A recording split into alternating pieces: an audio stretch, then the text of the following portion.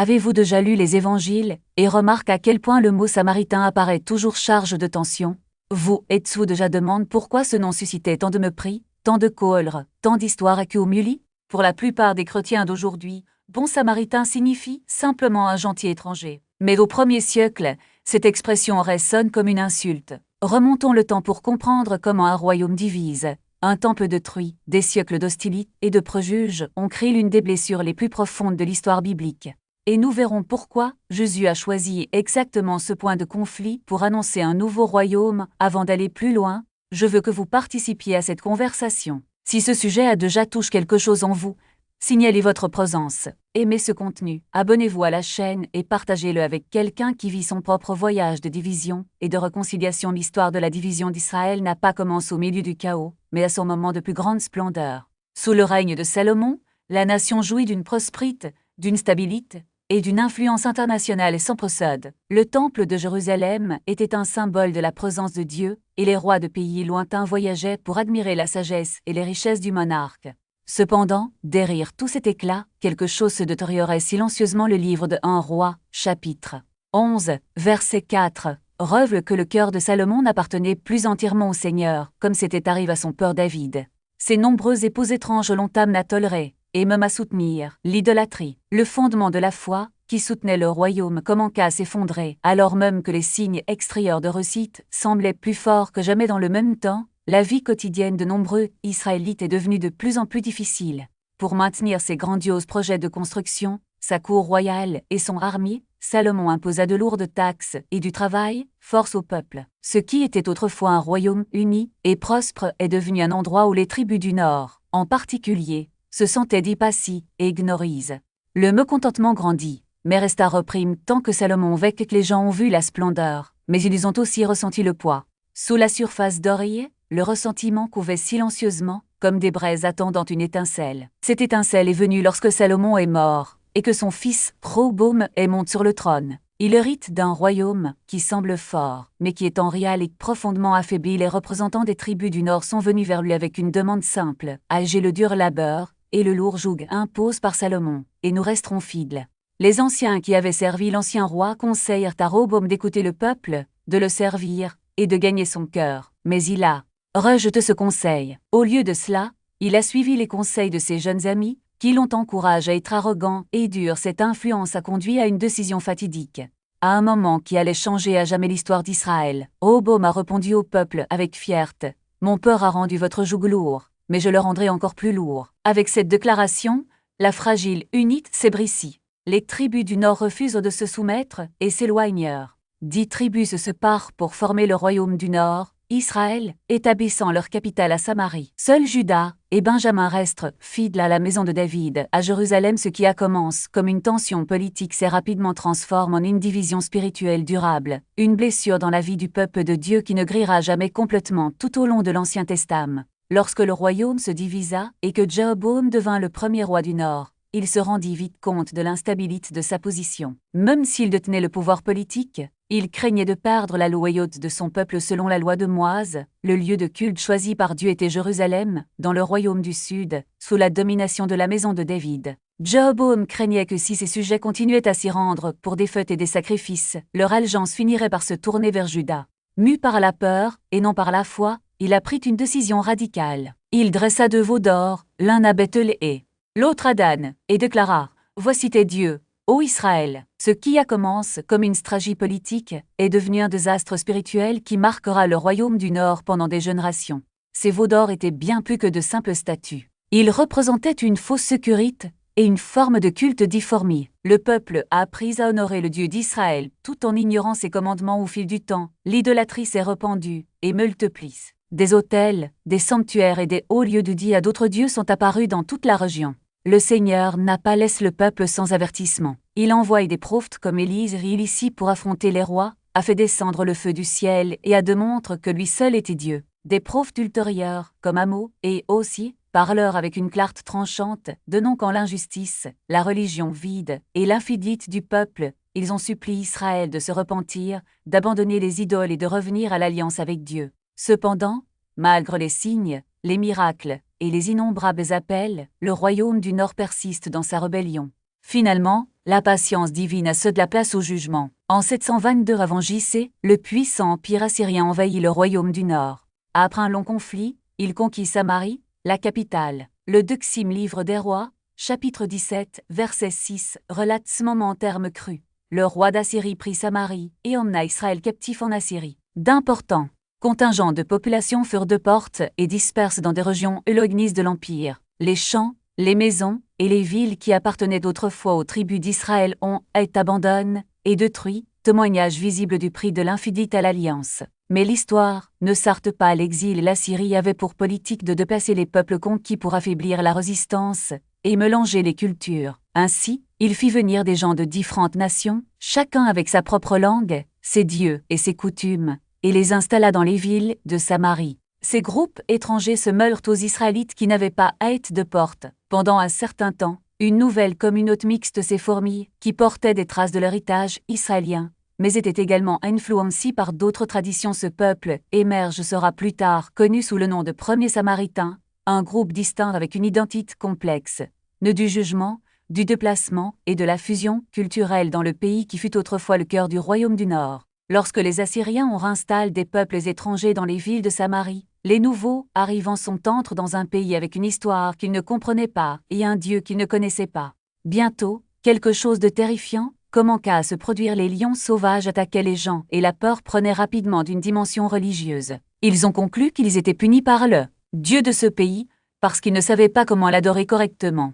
Dans leur vision du monde, chaque région avait sa propre divinité et pour vivre en sécurité, il fallait l'honorer. Ils envoyèrent donc un message au roi d'Assyrie, lui demandant de l'aide pour apaiser cette puissance divine. Fancy en réponse, le roi assyrien renvoya un prêtre israélite exil pour enseigner aux nouveaux habitants ce que le Dieu du pays exigeait. À première vue, cela peut sembler être un pas vers le rétablissement du vrai culte des imposteurs, tandis que les Samaritains considéraient les Juifs comme des usurpateurs qui avaient volé non seulement leur héritage spirituel, mais aussi leur droit à la terre et à leur culte légitime. La destruction du temple du mont Garizim n'a pas mis fin au conflit, au contraire, elle l'a approfondi. Pour les Samaritains, cet acte de violence est devenu un symbole permanent de leur exclusion et un rappel douloureux qu'aux yeux des Juifs, ils ne feraient jamais vraiment partie du peuple de Dieu. Au fil du temps, la distance entre les deux communautés s'est transformée en quelque chose de plus que géographique ou sociologique.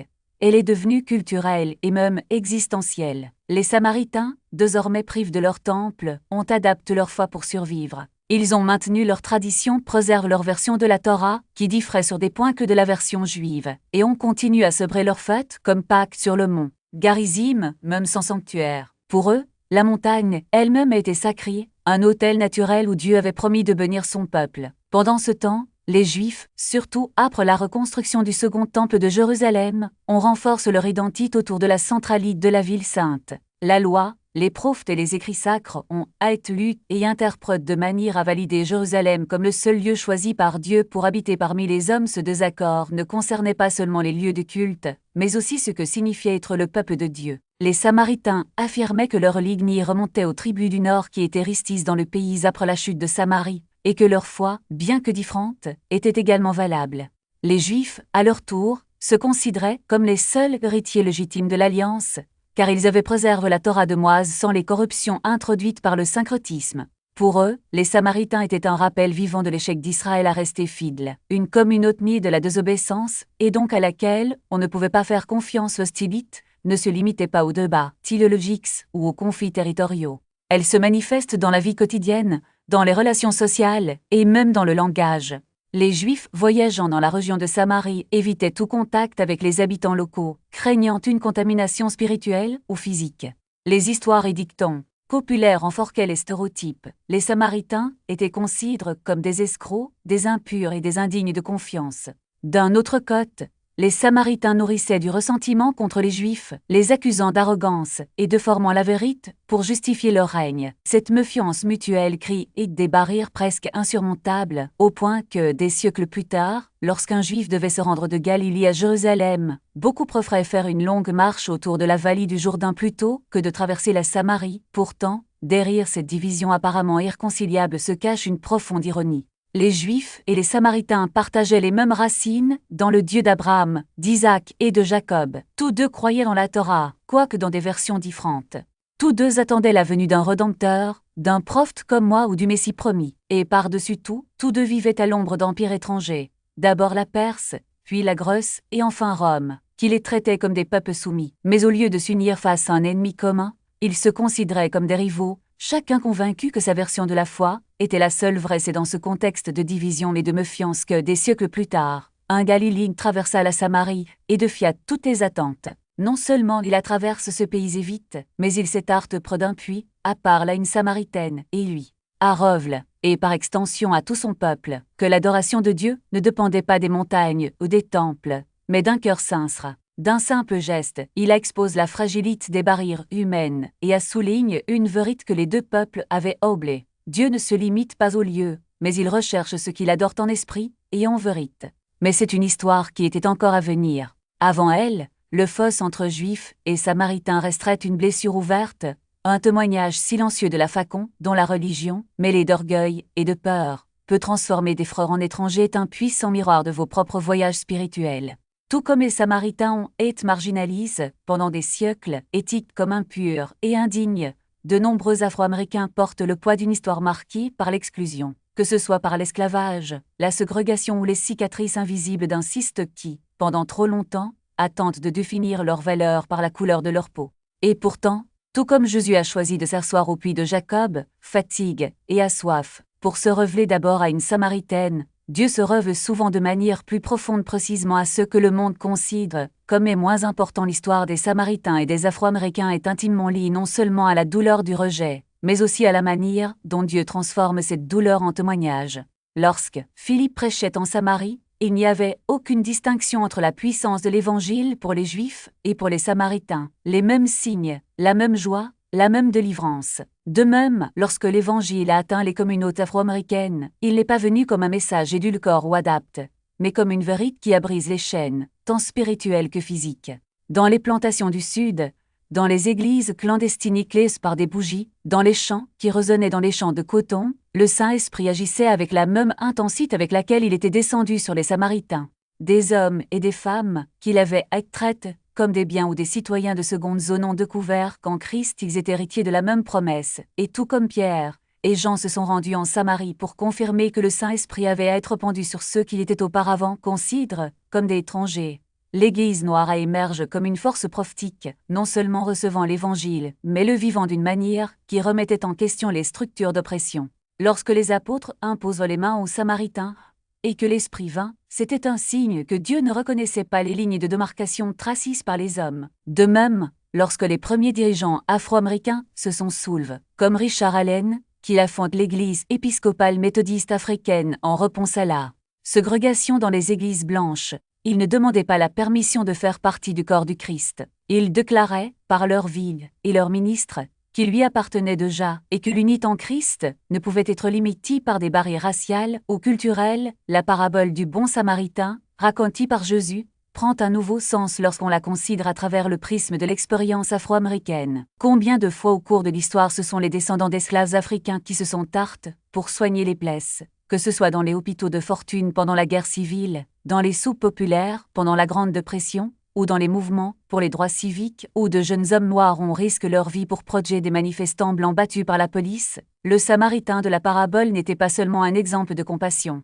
Il rappelle que le véritable voisinage ne se mesure pas par la proximité géographique ou la similitude ethnique, mais par la volonté de considérer l'autre comme quelqu'un digne d'amour, même lorsque le monde insiste sur le contraire. Et lorsque Jésus reprochait à ses disciples de vouloir faire tomber le feu du ciel sur un village samaritain qu'il avait rejeté, il enseignait quelque chose que l'Église n'a pas encore appris. La mission de Dieu n'est pas de détruire ceux qui résistent, mais de persister à aimer, même lorsque l'amour est rejeté.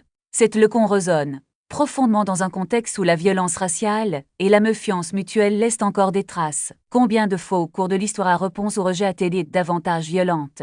Lynchage, loi ségrégationniste, discours d'Athènes, mais Jésus a choisi une autre voie. Il n'a pas maudit Samarie, il en fit un point de départ pour l'expansion du royaume. De même, la réponse chrétienne à l'injustice raciale ne peut pas être des représailles, mais la persistance à démontrer, en parole et en action, que l'amour de Dieu ne fait aucune distinction entre juifs et grecs, esclaves et libres, noirs et blancs. Ce qui rend l'histoire des Samaritains si pertinente pour les croyants afro-américains n'est pas seulement le parallèle historique, mais aussi la promesse que Dieu choisit toujours les méprises pour révéler sa gloire. Lorsque la Samaritaine quitta sa cruche d'eau et courut annoncer à sa ville qu'elle avait trouvé le Messie, elle devint la première évangéliste parmi les païens. Lorsque les 10 lépreux furent guéris, et que seul le Samaritain revint pour rendre grâce, il devint un symbole de foi authentique. Et lorsque Philippe prêche en Samarie, et que des multitudes ont cru, cette région, autrefois synonyme de division, est devenue une lueur d'espoir. De même, la foi afro-américaine, niée dans l'esclavage,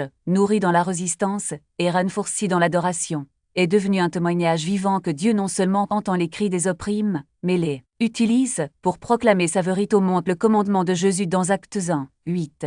Vous serez mes témoins à Jérusalem, dans toute la Judée et la Samarie, et jusqu'aux extrémités de la terre, n'était pas un hasard. Samarie n'était pas un détour sur le chemin, c'était un arrêt nécessaire. De même, le voyage de l'Évangile aux États-Unis ne pouvait ignorer l'expérience afro-américaine. Les églises noires n'étaient pas un appendice de l'Église américaine. Ils étaient, et continuent, d'être une partie essentielle de son témoignage. Lorsque les esclaves chantaient Wade into war to steal away, ils n'exprimaient pas seulement leur foi, ils déclaraient que même au plus profond de l'oppression, Dieu était prose. Et lorsque des dirigeants comme Martin Luther King Jr. ont élevé la voix pour réclamer justice, ils ont fait écho aux paroles de Jésus à la Samaritaine. Dieu est esprit, et ses adorateurs doivent l'adorer en esprit et en vérité. L'histoire des Samaritains nous rappelle que l'Évangile n'est pas un message devant d'être contrôlé par un groupe, mais une invitation à être vécue par tous. Lorsque Pierre et Jean imposent les mains aux Samaritains et que le Saint-Esprit descendit, il n'y avait aucune différence dans la manifestation de la puissance de Dieu. Il n'y avait pas un esprit pour les Juifs et un autre pour les Samaritains.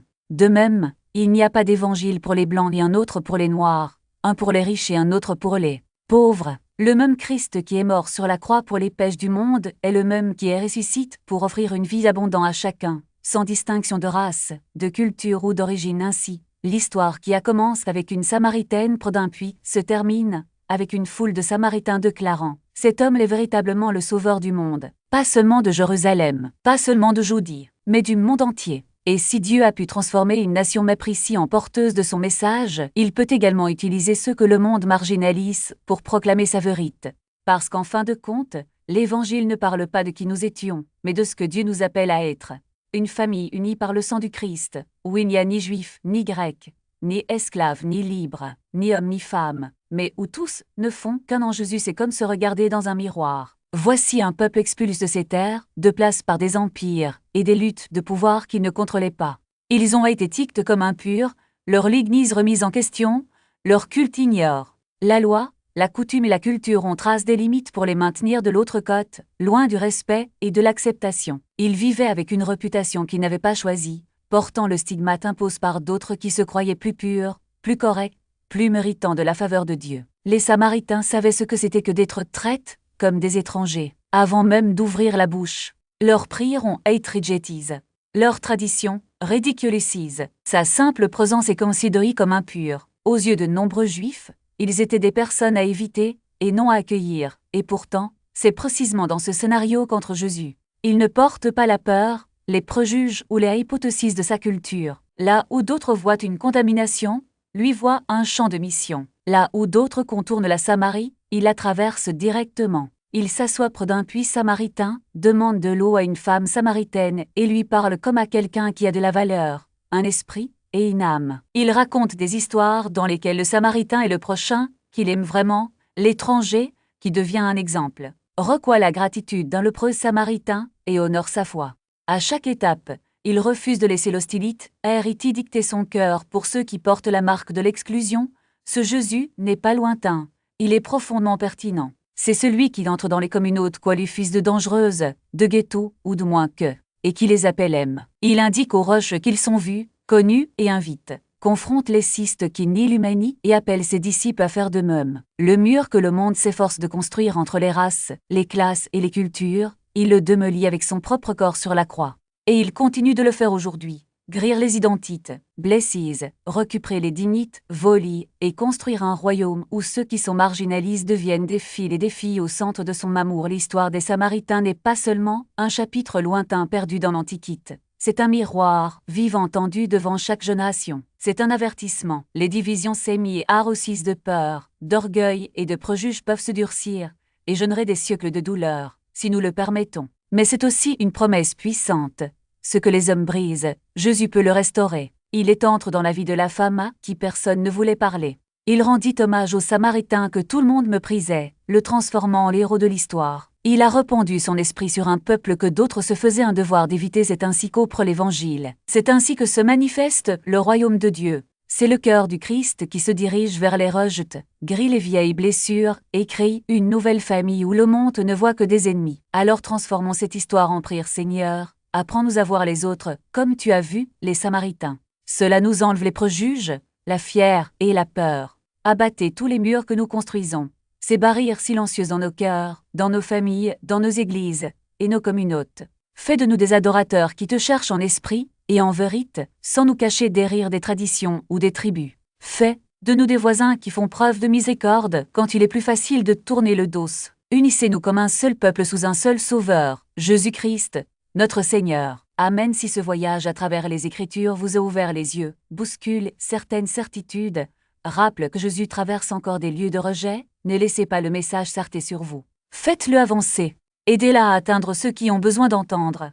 Prenez un moment pour aimer cette étude, partagez-la avec un ami et laissez le numéro 77 dans les commentaires pour que la plateforme sache que cette histoire vous a touché. Et si cela arrive maintenant, je vous invite à vous abonner et à activer les notifications pour ne manquer aucune étude biblique qui parle avec clarté, vérité et profondeur. Merci d'avoir regardé, d'avoir prié avec moi et d'avoir permis à Dieu de vous bénir abondamment. J'ai hâte de vous voir lors de la prochaine étude. Jusque-là.